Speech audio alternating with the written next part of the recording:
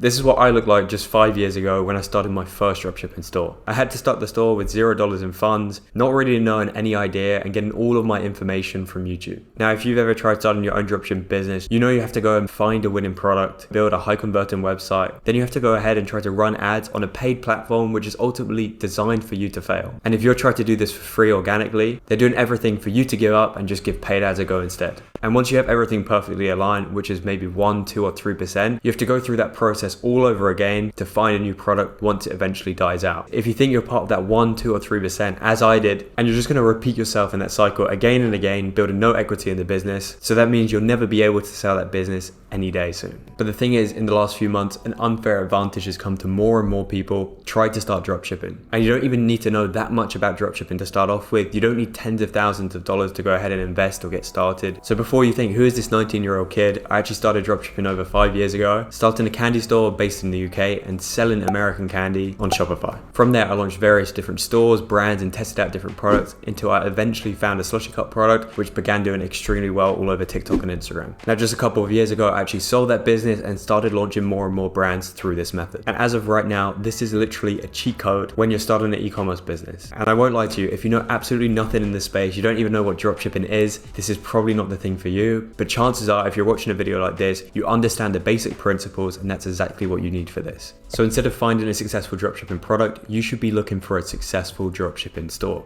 First of all, you need to go ahead and find the store and reach out to the owner. From there, you make an offer with $0 down through a thing called seller financing. Virtually, you'll be paying for the business through the profits of the business itself, but I'll explain a little bit later how that actually works. And you have to remember, you're taking a business which is already generating income, it already has a store, it's already tested winning products, and has found one that works time and time again. Then you outsource the run-ins of the business similar as you would to an SMMA or an agency. And whilst you're doing that, instead of being paid a monthly retainer from your client, you'll build an equity in a business which you could sell out for hundreds of thousands of dollars or potentially even millions depending on the brand. And because you're already starting with something that's already making money, your chances of success are just so much higher. So to get to 10, 20, or 30K a month is way more doable in a short period of time. And I actually have a free community, which I'll link at the top of the description as well. And this whole process of buying a business and running it is only done in 6 steps. So the first thing that we have to go ahead and do is find a successful dropshipping store. Now, there's a few different marketplaces which we can go ahead and look at that are selling Shopify stores, agencies, and e-commerce brands. But the 2 major ones I would look at is Acquire.com and Flippa. Now, these are big marketplaces with lots of businesses for sale in all different price ranges. So for a first-time business which you're going to go ahead and buy, you want to find something that's already cash flowing, already netting positively. The last thing that you want to do is go ahead and buy a business which is losing money every single month, and ideally find one that's pretty young and on the way up. The reason being is that business works on things called multiples to give an overall listing price or an asking price on one of these sites. Now, the lower the age, the lower the multiple in most cases. So we can simply head across to Flippa and go to Shopify. Then we want to scroll down here on the left hand side and just select digital products, which is online products and services, dropshipping, and also inventory and holding. It's already auto select Shopify for us, so that gives us a little bit of a head start. From there, monthly revenue of $4,000 is pretty reasonable, and we want to make sure the profit is at least $1,500 at a bare minimum. As far as the age of the business, it needs to be young, so I would say at a max, put it as 1 year old. On this case, I'm going to leave it at 6 months just to find some quality businesses. For our max price range, we're going to do $75,000. Now, once we look beyond that, you're really dealing with much larger businesses, which are going to want thousands of dollars down, which when you're first starting out, you might not have that to invest straight away. Now, there's this fitness brand here called Athletics, based in Bulgaria, making $1,698 a month. You see this business is 5 months old, making $4,000 a month in revenue, $1,700 in profit at a 40% margin. So overall, it's looking pretty good so far. Last month, the profit did go down a little bit, but it's not gone down to zero, so I think there's still potential here. And at an asking price of $6,000, it's really accessible to go ahead and get started. It seems like a one product store at the moment, selling these leggings, which could be improved quite a bit actually, just with a few upsells and some additions and development to the site itself. Now, moving on to the second step, and arguably one of the most important, now we're going to go ahead and send a message to the owner and see what else we can do. But on this step, I would actually go ahead and email the store directly with a message just like this. We just need to go ahead and find the email pretty quickly. So just go to contact us on the store. As we're going to go ahead and put out a support ticket, we just want to fill out all of our information here to go and send a request, which is just going to send an email to the store owner themselves. And with a store like this size, chances are this is going to go to the owner directly, not a virtual assistant or some middle decision maker within the company. So simply on the contact form, just go ahead and fill out your name, your email, and a simple message, which you could go and copy like this one. So, hey, Athletics, I just saw your business was listed on flipper.com. Shows a little bit of intent behind the message itself.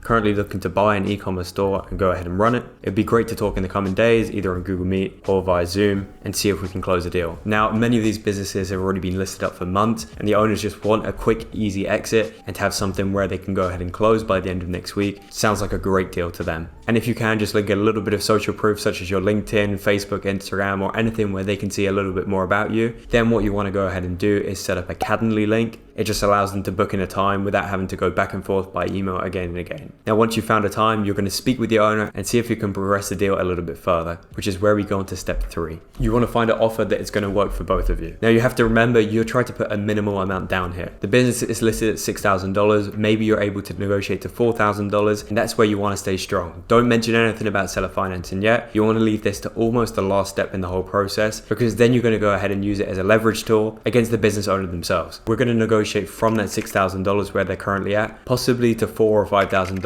as an all cash offer. Now, for this case, if the store reaches $2,000 in profit, why not give the owner an extra $1,000 on top of the seller financing, which already needs to be paid off? The seller financing will work at the end of each month, and they'll be paid out directly by wire transfer, Bitcoin, or whatever means they want. Also, as an offer, you want to present something that is going to be really incentivized for them. Let's say $10,000 for this business, which is well above what it's actually worth in terms of cash, but because you're putting nothing down, ultimately you have no risk apart from time going into this acquisition. And once you pay off that $10,000, you just bought a business with no money down and have ultimately increased the valuation because of the amount of time that you've gone ahead and ran it for. Now, the last thing that you want to do is hop onto this sales call and go straight from the get-go, tell them your offer, play all of your cards, because simply they're going to look for a better offer again and again, and chances are you're not going to get a deal done at all. This step is super important, and make sure to be on the meeting on time, to take as many notes as possible, and send them all of the bits of information that I've left in the description of other videos before, such as LOIs, templates, to show how the process actually works. You can buy a business within 4 or 5 days and start earning money from day one. In step 4, you want to make sure the business is actually making income using a thing called due diligence. Now, in simple terms, due diligence is just making sure nobody's lying on each side and the business is actually doing what it says it's doing. Simple things that you can look for on Shopify is seeing anything called draft orders, which basically mean the orders were made by the owner themselves, and just checking through if the addresses are the same, if credit cards are the same, and names are the same. Chances are the sales are fake. But in most cases, this is going to be super simple to do, especially if it's just on one sales channel such as Shopify. You want to ask for any bank statements and a thing called a profit and loss, and if they don't have one, you can just send a free template across. I actually left a free profit and loss statement in my school community at the top of the description. Now, in step 5, first of all, I want to say congratulations, because you just bought your first online business for $0 down. But now it's time to remove yourself from the business and become an owner rather than an operator. Now, the main things that e-commerce stores need is a virtual assistant to manage any customer inquiries and finding of products, a great supplier which may already come with the store, but you can easily find other ones on AliExpress and WeChat, where you can easily source products with fast shipping times and pretty low prices as well. The next hire that you want to make on a freelancing site such as Upwork or Fiverr is a media buyer and a website developer. Now, this is a one-off cost because you're going to be developing the site a little bit further. Now, the store that we were looking at before, although it's eye-catching straight away as soon as you load on, there are a lot of things that you can go ahead and do to make it more converted. You can add videos, GIFs. They don't even have reviews currently on the product, and they're still making almost $5,000 a month in sales. So think about, with all of these small changes in place, adding social media accounts, linking them to the pages themselves, and just building something with a little bit more value. Think of this as your investment between $100 and $150 to find somebody on Fiverr